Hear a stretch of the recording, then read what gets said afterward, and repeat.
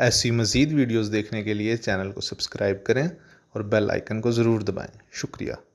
عمومی طور سے نہیں بلکہ حقیقی طور سے قرآن پاک نے شادی کا مقصد تاکہ سکون حاصل ہو مرد کو عورت سے اور عورت کو مرد سے، ذہنی جذباتی جسمانی یہ سکون مقصود ہے شادی سے۔ لیکن ہمارے برا ہو سوشل میڈیا کا اب کے ارد گرد کی غیبتوں، جھوٹوں کا اور ڈراموں کا کہ انہوں نے معاملات کو جہنم کا دا بنا دیا ہے۔ ہر کوئی دوسرے کی غیبت، ہر کوئی گناہ کی طرف مائل، اور ہر کوئی موجود کو چھوڑ کر ایونکئی کے ہاتھ والے کو چھوڑ کر عورتیں والوں کے پیچھے ہے۔ تو یہ چیز اتنی خطرناک ہے جس کی وجہ سے ناشکری پیدا ہو رہی ہے، اور ناشکری کا نقصان اللہ نے قرآن پاک میں فرمایا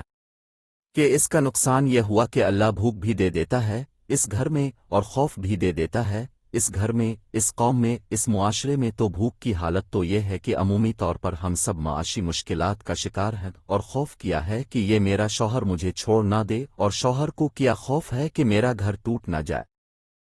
تو یہ اپنے دفتر، اپنے کاروبار، اپنی ملازمت، اپنی دکان نون اور ٹھیلے پر ہوگا پیچھے۔ خوف یہ ہے کہ کہیں گھر نہ ٹوٹ جائے، اور یہ عورت اپنے گھر میں کام کاج میں مصروف ہے، بس اس کو خوف یہ ہے کہ میرا شوہر مجھے چھوڑ کر کہیں اور نہ لگ جائے۔ یہ ناچاکیوں کا شاخسانہ ہے اور اللہ کی نافرمانیوں کا اثر ہے پہلا اور بنیادی۔ تو اس کو ختم کرنے کے لیے، بچوں کو فرمانبردار بنانے کے لیے، آپس میں محبت مودت اور اس کے تسلسل کے لیے، اور آخری سانس تک اپنے رشتے کو خوبصورت طرزے سے نبھانے کے لیے، جس طرح ماں باپ کہتے تھے کہ تمہاری ڈولی گئی ہے، اب تمہاری چار پائی جنازے کی اٹھے، یہ ہمیں منظور ہے،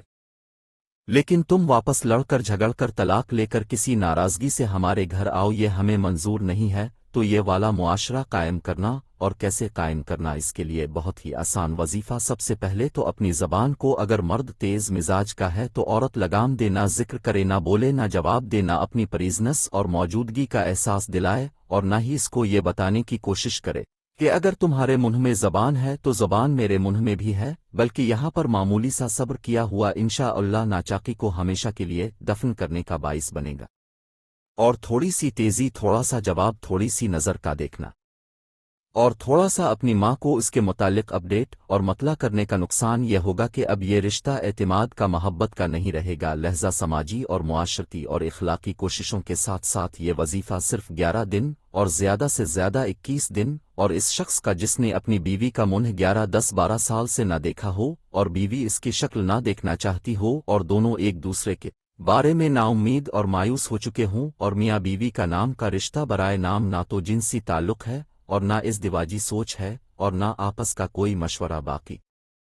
ہے، بلکہ ہر بندہ، ہر فرد اگر ایک بیڈ پر ہے تو ایک کا منہ ادھر ہے،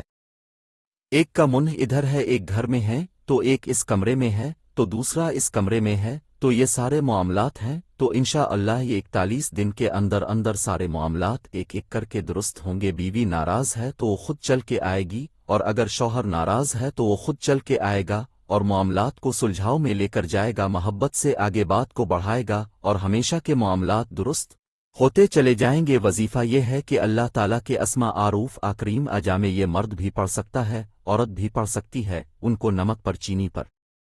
1100 مرتبہ پڑھیں، اور ان چیزوں کو کھانے میں استعمال کیجیے، انشاءاللہ معاملات حل ہو جائیں گے۔ اللہ ہم سب کا حامی و ناصر ہو، آمین۔ ایسی مزید ویڈیوز دیکھنے کے لیے چینل کو سبسکرائب کریں اور بیل آئیکن کو ضرور دبائیں۔ شکریہ۔